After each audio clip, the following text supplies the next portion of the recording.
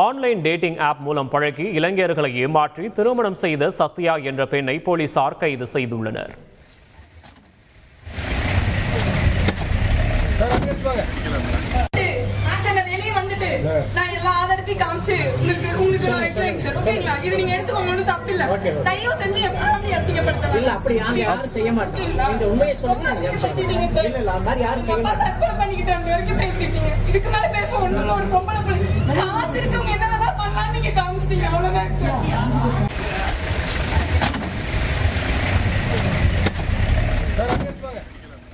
விவரங்களை செய்தியாளர் ஜெகதீசன் வழங்க கேட்போம். ஜெகதீசன் வணக்கம்.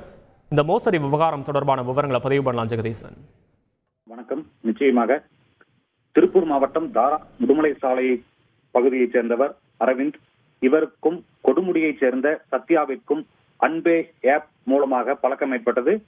இந்நிலையில் சத்யா தனது தாய்க்கு உடல்நிலை சரியில்லை என்று கூறி புரோக்கர் தமிழ்செல்வி மாப்பிளை பார்த்து வருகிறார் என்று தெரிவித்தார்.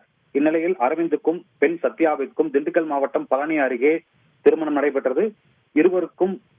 இருவரும் வாழ்ந்து வந்த நிலையில் சத்யா பல ஆண்களுடன் பேசி வருவதை ரமேஷ் அரவிந்த் கண்டுபிடித்தார். இதைத் தொடர்ந்து இருவருக்கும் தகராறு ஏற்பட்டது. இந்நிலையில் அரவிந்த் தாராபுரம் அனைத்து மகளிர் காவல் நிலையத்திற்கு நைசாக சத்யாவை அழைத்து வந்து காவல் நிலையத்தில் புகார் அளித்தார். அங்கிருந்து சத்யா மற்றும் அவரது தோழியான புரோக்கர் தமிழ்செல்வி இருவரும் தப்பிச் சென்றனர்.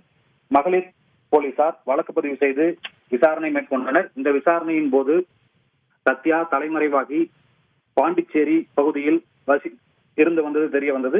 இந்நிலையில் தனிப்படை போலீசார் பாண்டிச்சேரிக்கு விரைந்து சென்று சத்யாவை கைது செய்தனர். விவரங்களுக்கு நன்றி ஜெகதீசன். உங்கள் தந்திவன் தொலைக்காட்சியில் சின்ன திரையின் சிங்கப்பெண்கள் மாலை 7 முதல் 8 மணி வரை காணத் தவறாதீர்கள்.